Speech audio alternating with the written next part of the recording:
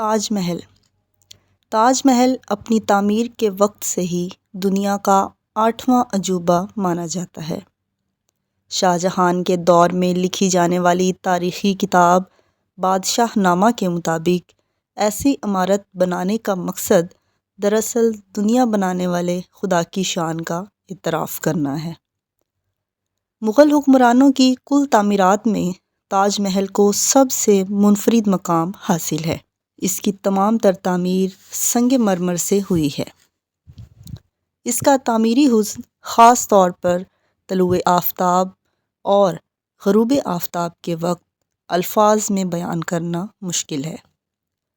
پورے چاند کی روشنی میں تو اس کا حسن اور بھی نکھر جاتا ہے۔ دھندلی صبح میں اسے دریائے جمنا کے دوسری طرف سے دیکھا جائے تو یہ ہوا میں معلق نظر آتا ہے۔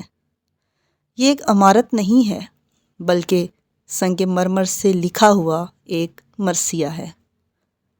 بھارت کے شہر آگرہ میں واقع تاج محل مغل بادشاہ شاہ جہان نے 16ویں صدی عیسوی میں اپنی محبوب ملکہ ممتاز محل کی یاد میں تعمیر کروایا تھا۔ تاج محل ایک مقبرہ ہے جس کے تہہ خانے میں ممتاز محل کی قبر ہے۔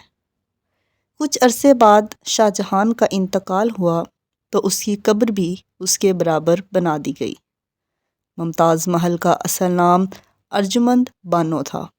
شاہ جہان کا اصل نام بھی شہاب الدین محمد تھا اور سن 1628 سے پہلے جب وہ بادشاہ نہیں تھا تو اسے شہزادہ خرم کے نام سے پکارا جاتا تھا۔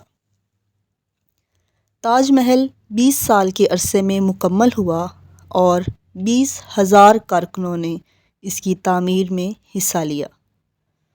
اس کی تکمیل کے وقت سن 1648 میں اس پر آنے والی لاگت کا اندازہ 3 کروڑ 20 لاکھ روپے تھا۔ اس دور میں 1 گرام سونے کی قیمت 1 روپیہ 40 پیسے تھی۔ ایک روایت کے مطابق اس عمارت کا اصل نام روضۂ محل تھا۔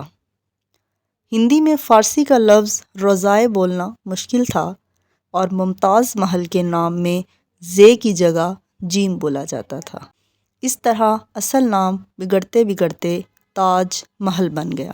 اس عمارت کا نقشہ بنانے والوں میں بہت سے لوگوں کا نام آتا ہے لیکن سب سے نمایاں نام عیسیٰ خان کا ہے جو اپنے زمانے کا مشہور تعمیر ساز تھا اور اس کا تعلق ایران سے تھا۔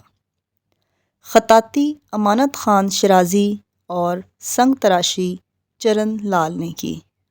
تعمیری کام میں قنوج، دلی، لاہور اور ملتان کے ماہر کاریگروں نے حصہ لیا۔ کچھ خاص کاموں کے لیے بغداد، شیراز اور بخارا سے بھی ماہرین بلوائے گئے۔ تاج محل کی عمارت کو چہار باغ طرز تعمیر کہا جاتا ہے۔ اس کا کل رقبہ 300 × 300 میٹر ہے یعنی کہ اس کی لمبائی اور چوڑائی برابر ہے۔ باغوں میں راہداریاں زمین سے تھوڑے بلند بنائے گئے ہیں اور یہ 4 باغوں کو مزید 4 حصوں میں بانٹ دیتے ہیں۔ اس طرح سے پھول اگانے کے 16 تختے بن جاتے ہیں۔ مقبرے کی عمارت اور داخلی راستے کے درمیان باغ کے نصف میں بنے ہوئے تالاب میں تاج محل کا مکمل عکس نظر آتا ہے۔ کور چبوترے پر بنایا گیا ہے تاکہ دریائے جمنا میں طغیانی کی صورت میں پانی سے محفوظ رہا جا سکے۔ چبوترے کے 4 کونوں کو اس طرح موڑا گیا ہے کہ غیر مساوی 8 پہلو بن جاتے ہیں۔ مزار کے اطراف میں لال پتھر سے بنی ہوئی 2 عمارتیں ہیں جن میں ایک مسجد اور دوسری مہمان خانہ ہے جسے اب بطور عجائب گھر استعمال کیا جاتا ہے۔ تاج محل جیومیٹری اور تعمیری جزئیات میں توازن کے اصولوں پر تیار ہوا ہے۔ اس کے مرکزی گنبد کا قطر 58 فٹ ہے اور یہ زمین سے 213 فٹ اونچا ہے۔ گنبد کے بالائی حصے پر کنول کے پھول کا نقش بنایا گیا ہے جس کے باعث اس کی اونچائی اصل سے زیادہ دکھائی دیتی ہے۔ گنبد کے اوپر سونے کا کلش تھا جو سن 1800 تک تو لگا رہا، لیکن اب اسے کانسی سے بدل دیا گیا ہے۔ تاج محل کے 4 خوبصورت اور پروقار میناروں میں سے ہر ایک کی بلندی 162 فٹ ہے۔ تمام مقبرے میں خطاطی کی پچکاری کی گئی ہے، جس میں سنگ سلیمانی جیسے قیمتی پتھروں کا استعمال ہوا ہے۔ دروازے کے بیرونی حصوں پر قرآنی آیات کندہ کی گئی ہیں۔ مقبرے کے مرکزی کمرے اور ساتھ بنے 4 چھوٹے کمروں کی دیواروں پر بھی اسلامی انداز میں آرائش کی گئی ہے۔ مرکزی کمرے کے مرکز میں ممتاز محل کی ایک فرضی قبر سنگ مرمر سے بنائی گئی ہے۔ شاہ جہان کی فرضی قبر ممتاز محل کی فرضی قبر کے بالکل مغرب میں ہے۔ شاہ جہان کی قبر ممتاز محل کی قبر سے بڑی ہے، لیکن باقی معاملات میں دونوں ایک جیسی ہیں۔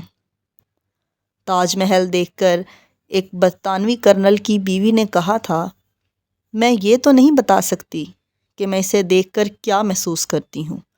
ہاں، میں اتنا جانتی ہوں کہ اگر ایسی عمارت میرے لیے بن سکے تو میں ابھی مرنے کو تیار ہوں۔ آپ کو میری یہ ویڈیو پسند آئی ہو تو لائک کا بٹن دبائیں اور اس کو شیئر کریں۔